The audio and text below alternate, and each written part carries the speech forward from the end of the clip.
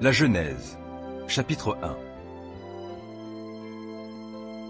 Au commencement, Dieu créa le ciel et la terre. Or, la terre était chaotique et vide. Les ténèbres couvraient l'abîme, et l'Esprit de Dieu planait au-dessus des eaux. Et Dieu dit alors, « Que la lumière soit. » Et la lumière fut. Dieu vit que la lumière était bonne, et il sépara la lumière des ténèbres. Il appela la lumière jour, et les ténèbres nuit. Il y eut un soir, il y eut un matin. Ce fut le premier jour. Puis Dieu dit, « Qu'il y ait une étendue entre les eaux pour les séparer. » Dieu fit l'étendue. Il sépara les eaux qui étaient sous l'étendue des eaux qui étaient au-dessus, et ce fut ainsi. Dieu appela cette étendue ciel. Il y eut un soir, il y eut un matin, ce fut le deuxième jour.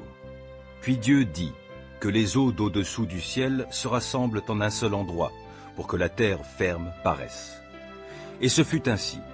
Dieu appela terre la terre ferme, et mer l'amas des eaux. Dieu vit que c'était bon.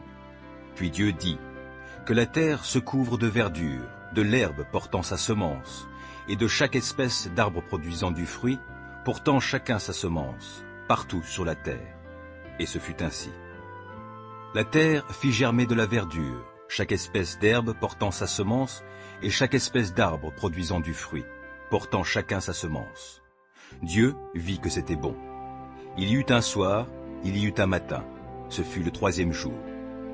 Puis Dieu dit, que, dans l'étendue du ciel, il y ait des luminaires pour distinguer le jour de la nuit, et pour qu'ils marquent les saisons, les jours et les années. Que, dans l'étendue du ciel, ils servent de luminaires pour illuminer la terre. Et ce fut ainsi.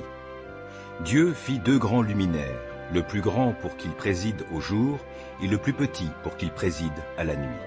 Il fit aussi les étoiles. Il les plaça dans l'étendue du ciel pour illuminer la terre, pour présider au jour ainsi qu'à la nuit, et séparer la lumière des ténèbres. Dieu vit que c'était bon. Il y eut un soir, il y eut un matin. Ce fut le quatrième jour. Puis Dieu dit, que les eaux foisonnent d'une multitude d'êtres vivants, et que des oiseaux volent au-dessus de la terre dans l'étendue du ciel. Alors Dieu créa chaque espèce de grands animaux marins, et chaque espèce d'êtres vivants qui se meuvent et foisonnent dans les eaux, et chaque espèce d'oiseaux ailés. Dieu vit que c'était bon. Et il les bénit en ces termes. Soyez féconds, multipliez-vous, remplissez les eaux des mers, et que les oiseaux aussi se multiplient sur la terre. Il y eut un soir, il y eut un matin. Ce fut le cinquième jour. Puis Dieu dit, que la terre produise chaque espèce d'êtres vivants, chaque espèce de bestiaux, de reptiles et d'insectes, ainsi que d'animaux sauvages. Et ce fut ainsi.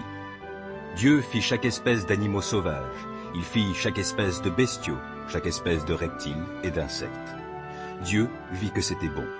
Puis Dieu dit, faisons les hommes de sorte qu'ils soient notre image, qu'ils nous ressemblent, qu'ils dominent sur les poissons de la mer, sur les oiseaux du ciel, sur les bestiaux, sur toute la terre et sur tous les reptiles et les insectes.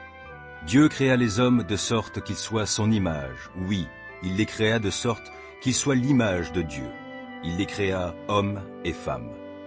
Dieu les bénit en disant, « Soyez féconds, multipliez-vous, remplissez la terre, rendez-vous en maîtres et dominez les poissons des mers, les oiseaux du ciel et tous les reptiles et les insectes. » Et Dieu dit, « Voici, je vous donne, pour vous en nourrir, toute plante portant sa semence partout sur la terre, et tous les arbres fruitiers portant leur semence. Je donne aussi à tout animal de la terre, aux oiseaux du ciel, à tout animal qui se meut à ras de terre, et à tout être vivant, toute plante verte, pour qu'ils s'en nourrissent. » Et ce fut ainsi. Dieu considéra tout ce qu'il avait créé. C'était très bon. Il y eut un soir, il y eut un matin. Ce fut le sixième jour. Ainsi furent achevés le ciel et la terre, avec toute l'armée de ce qu'ils contiennent. Le septième jour, Dieu avait achevé tout ce qu'il avait créé.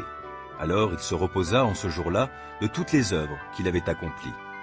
Il bénit le septième jour, il en fit un jour saint, car en ce jour-là, il se reposa de toute l'œuvre de création qu'il avait accomplie.